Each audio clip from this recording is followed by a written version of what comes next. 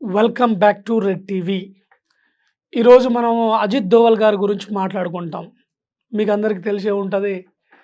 అజిత్ దోవల్ గారు Indian spy officer అని, ఆయన చేసే ప్రతి ఆపరేషన్ 100% సక్సెస్ రిజల్ట్ ఉందని, తర్వాత ఆయన వేసే ఎత్తుకు పై ఎత్తు, ఆయన చేసే ప్లానింగు అన్ని దేశం గురించే ఉంటాయని మీ అందరికీ తెలుసు. ఎట్లా తెలుసు? లేటెస్ట్‌గా వచ్చిన 'ధురంధర్' మూవీ చూసుంటారు. అందులో అజయ్ సన్యాల్ అనే క్యారెక్టర్ ఉంటుంది.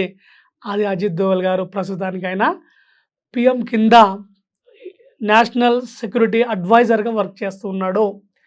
ఐబీ, సిబిఐ, తర్వాత ఇంటెలిజెన్స్ బ్యూరోతో పాటు సిబిఐ, నెక్స్టు మీకు రా, ఇలాంటి సంస్థలన్నీ ఆయన కిందే పనిచేస్తూ ఉంటాయి దేశం కోసం. ఆయన నిఘా అంతా విదేశాల మీద ఉంటుంది. దేశం లోపల కానీ వచ్చే సమస్యలు ఆయన ఎస్టిమేట్ వేసి ప్రధానమంత్రి గారికి చెప్పడం, దేశం బయట ఉండే సమస్యలు పాకిస్తాన్‌తో కానీ, చైనాతో కానీ, యూఎస్‌తో కానీ, బ్రిటన్‌తో కానీ ఎలాంటి సమస్యలున్నా, లేదంటే ఇజ్రాయెల్‌తో కానీ, రష్యాతో ఎలాంటి స్నేహ సంబంధమైన విషయాలున్నా మనం మాట్లాడుకునేది, మనం చేయగలిగేది అజిత్ గారి అడ్వైజెస్ వల్లనే, ఆయన సూచనలు, ఆయన అనుభవం, ఆయన దేశభక్తి వల్లనే అని చెప్పవచ్చు. అయితే ప్రజెంట్‌గా టాక్ ఏంటంటే అజిత్ గారి చేతిలోనే పాకిస్తాన్ ప్రాణం ఉందని, పాకిస్తాన్ పీక ఉందని, నొక్కితే ప్రాణం పోతుందని అందరూ అంటూ ఉంటారు. ఎందుకంటే ఆయన చాలా అడ్వెంచర్లు చేశాడు. ఆయన ఎవరు, ఎక్కడి నుంచి వచ్చాడో, తర్వాత ఏం చేశాడో అందరికీ తెలిసి ఉండొచ్చు. తెలియని వాళ్ళ కోసం మనం ఒక ప్రయత్నం చేస్తున్నాం చెప్పడానికి. సో పాయింట్ ఏంటంటే అజిత్ గారు ఉత్తరాఖండ్‌లో 1945లో జన్మించారు. వాళ్ళ నాన్నగారు ఒక ఆర్మీ ఆఫీసర్. తను చిన్ననాటి నుండే స్కూలింగ్ నుంచే ఆయన మిలిటరీ బేసిక్‌గా, తర్వాత మిలిటరీ స్కూళ్ళల్లో, తర్వాత దేశభక్తికి సంబంధించిన సరౌండింగ్స్‌లో పెరిగారు. ఆయనకు బాగా తెలుసు. ఆయనకు బాగా ఇంట్రెస్టింగ్ దేశం కోసం పనిచేయడము.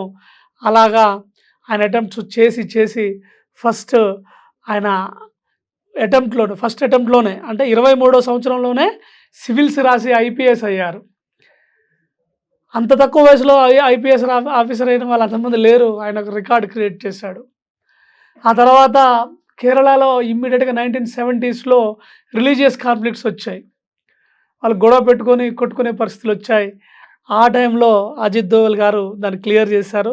ఆయన చేసిన అడ్వెంచర్లు ఇంకా చాలా ఉన్నాయి. బేసిక్‌గా హీజ్ యాన్ హిందూ.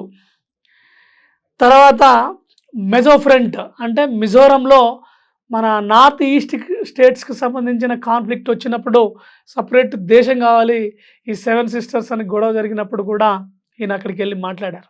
అందరికీ తెలిసి ఈ విషయం, మామూలుగా అనుకుంటాం వెళ్ళి నెగోషియేట్ చేయడం ఈజీయే కదా అని. కానీ అక్కడ టాస్క్ ఏంటంటే అవతల ఉన్న ప్రత్యర్థి గన్స్ పట్టుకొని వస్తాడు. యువతల వెళ్ళే అజిత్ దోవల్ గారికి ప్రాణాపాయం ఉండొచ్చు. ఆడ మాట్లాడడానికి వెళ్ళిన తర్వాత ఏమాత్రం డిస్కషన్ అటు ఇటు అయినా, సీరియస్ ఆర్గ్యుమెంట్ జరిగినా, అనుకున్న ప్రకారం పరిస్థితులు లేకున్నా అది ఫైరింగ్ కాడికి పోద్ది, ప్రాణాల మీదకి వస్తుంది.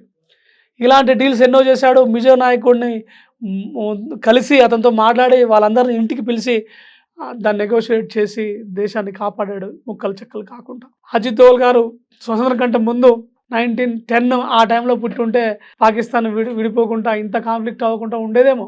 ఎక్స్పర్ట్స్ అదే అనుకుంటుంటారు. ఈయనకు మిలిటరీ పురస్కారాలు కూడా వచ్చాయి. అజిత్ దోవల్ గారు ఆగ్రా యూనివర్సిటీలో మాస్టర్స్ చేశారు ఎకనామిక్స్‌లో. మంచి ఎకనామిస్టు. దేశం బాగుపడాలన్నా ఏం చేయాలి అంటే ఇటు దౌత్యం తెలుసు, అటు యుద్ధం తెలుసు, ఇటు జనాల్ని ఎలా కాపాడాలో, జనానికి ఏం కావాలో, సమాజానికి ఏం కావాలో చేయగలిగే దిట్ట మన అజిత్ దోవల్ గారు. స్పై ఏజెన్సీ మూవీస్ హాలీవుడ్లో, ఇంగ్లీష్లో 007 అంటాం కదా, మనం 009 అనవచ్చు. అలాంటి అడ్వెంచర్ ఫిలిమ్స్ కన్నా కూడా ఎక్కువ అచీవ్ చేసి, ఎక్కువ రిస్కులు తీసుకొని, ఎక్కువ థ్రెట్స్ అనుభవించి, లైఫ్ మీద, ప్రాణం మీద థ్రెట్స్ పెట్టి సక్సెస్ అయిన వాడు. అవతలోని ఒప్పించి మెప్పించి వాళ్ళు కలిసిపోయి చేసిన వాడే అజిత్ దోవల్. అయితే కేరళ డీల్ చేసిన తర్వాత ఆయన ఐబీ తీసుకుంది. ఐబీలో వర్క్ చేసి అక్కడ ఫారెన్కి సంబంధించిన ఎంబసీ, ఎక్కడ పాకిస్తాన్లో ఎంబసీకి పంపించారు. ఆ ఎంబసీకి వెళ్ళి అక్కడ పనిచేస్తున్నట్టు చేస్తూ, అక్కడ న్యూక్లియర్ ప్లాంట్ ఉంది, వాళ్ళు అణుబాంబులు తయారు చేస్తున్నారని తెలుసుకొని అక్కడ ఒక బెగ్గర్గా ఉంటూ రకరకాలుగా దాని మీద రీసెర్చ్‌లు చేసి దాని చుట్టూ తిరిగి వాళ్ళ బార్బర్ షాప్‌కెళ్ళి జుట్టు తీసుకొని న్యూక్లియర్ కన్ఫర్మ్ చేశాడు. 7 సంవత్సరాలు అక్కడ ఉన్నాడు. పాకిస్తాన్‌లో దేశం కోసం పనిచేశాడు. అక్కడ ఉన్న ఒకతను గుర్తుపట్టి "నువ్వు హిందువు కదా" అని చెప్పి అంటే, "కాదు" అంటే, "హిందువే నువ్వు" అని చెప్పి సీక్రెట్‌గా తీసుకెళ్తే ఏమాత్రం భయపడకుండా అతనితో ట్రావెల్ అయ్యి, అతనితో పాటు రూమ్‌లో ఉండి, ఆ చెవి పోగు ఇబ్బందవుతుందని దాన్ని సెట్ చేసుకొని, అక్కడ ఉన్న వ్యక్తి కలిసిన వ్యక్తి నేను కూడా హిందువునే, పాకిస్తాన్‌లో హిందువుగా ఉంటూ చాలా హింసపడ్డాను. మా వాళ్ళందరూ చనిపోయారు. నువ్వు అలా దొరకకుండా ఉండడానికి నువ్వు హిందువు అని నామరూపాలు నీ ఫేస్‌లో గాని, నీ బాడీ లాంగ్వేజ్‌లో గాని కనపడనీయకని చెప్పి సలహాలు తీసుకొని వర్క్ చేసినవాడు అజిత్ దోవల్.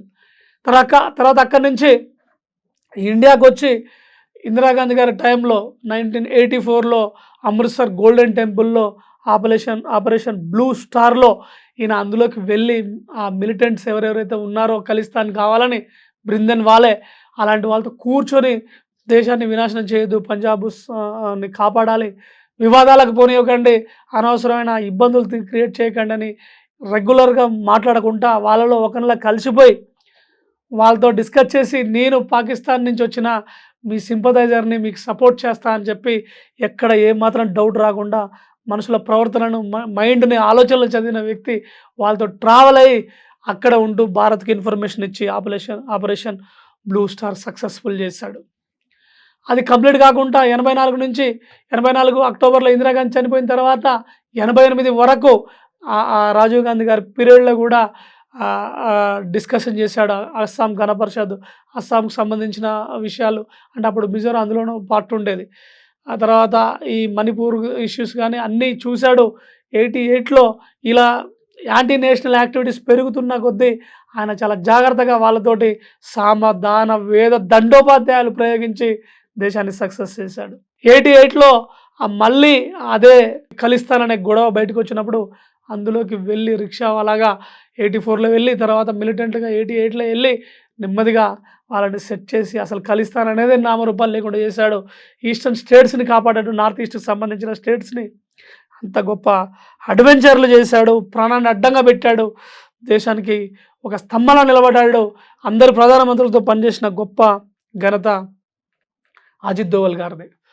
అయితే ఇందులో రీసెంట్‌గా మనం చెప్పుకోవాల్సిన విషయం ఏంటంటే ఎన్డీఏ ప్రభుత్వం వచ్చిన తర్వాత 2014 నుంచి ఇంకా ఫ్రీ హ్యాండ్ వచ్చింది అజిత్ దోవల్ గారికి. తర్వాత మనకు కాశ్మీర్‌కి సంబంధించిన డిస్కషన్ జరిగినప్పుడు కానీ, కాశ్మీర్‌లకు సంబంధించిన డెవలప్‌మెంట్స్‌లో కానీ, కాశ్మీర్ ప్రజలతో మమేకమై కానీ అంటే ఇండియా శత్రువు అని ఎవడైతే అనుకుంటాడో వాడి దగ్గరికి వెళ్ళి ఎక్స్ప్లెయిన్ చేసి వానికి కౌన్సిలింగ్ ఇచ్చి అసలు ఫ్యాక్ట్స్ ఏంటి, గ్రౌండ్ ఏంటి, మనం ఏం చేయాలి, ఏం చేయకూడదు, లైఫ్ ఏంటి అని చెప్పి క్లియర్ కట్గా ఎక్స్ప్లెయిన్ చేసిన వాడు అజిత్ దోవల్.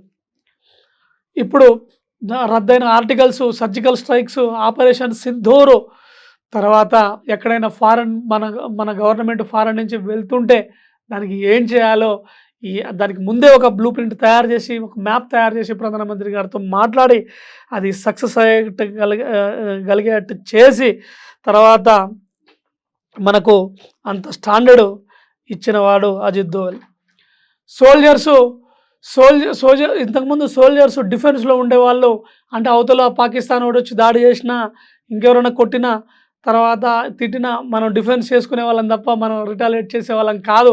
ఆ పందా మోడీ గారు వచ్చిన తర్వాత అజిత్ గారి డైరెక్షన్లోనే మారి మనం రీఅటాక్స్ చేస్తున్నాం. పాకిస్తాన్ అధోగతి పాలవడానికి దాన్ని పీక పట్టుకొని దాన్ని పని చేయకుండా ప్రపంచ దేశాల ముందు ఒక ఉగ్రవాద దేశంగా దోషిగా నిలబెట్టి ఇలాంటి గొప్ప పనులు చేసిన అజిత్ దోవల్కు మిలిటరీ వాళ్ళకి ఇచ్చే పరమవీర చక్ర లాంటి ప్రైజెస్ కూడా ఇచ్చారు. ఆ మెడల్స్ కూడా ఇచ్చారు. ఫస్ట్ టైం ఐపీఎస్ ఆఫీసరు అందుకున్నాడు. ఆయన మిలిటరీ ర్యాంక్ కాదు కానీ మిలిటరీ కూడా త్రివిధ దళాల అనుసంధానం చేసి వాళ్ళ డిస్కషన్ చేసి ఇండియాకు ఇంత పెద్ద స్టాండర్డ్ తీసుకొచ్చిన అజిత్ దోవల్ గారి గురించి ఎంత చెప్పుకున్నా తక్కువే. మోదీ గారు ఇప్పుడున్న ప్రస్తుత టీంలో గ్రేట్ వారియర్స్ ఎవరైతే ఉన్నారో వాళ్ళలో అజిత్ దోవల్ గారిది టాప్ ర్యాంక్ అని చెప్పవచ్చు. That's all for now. Thanks for watching red TV.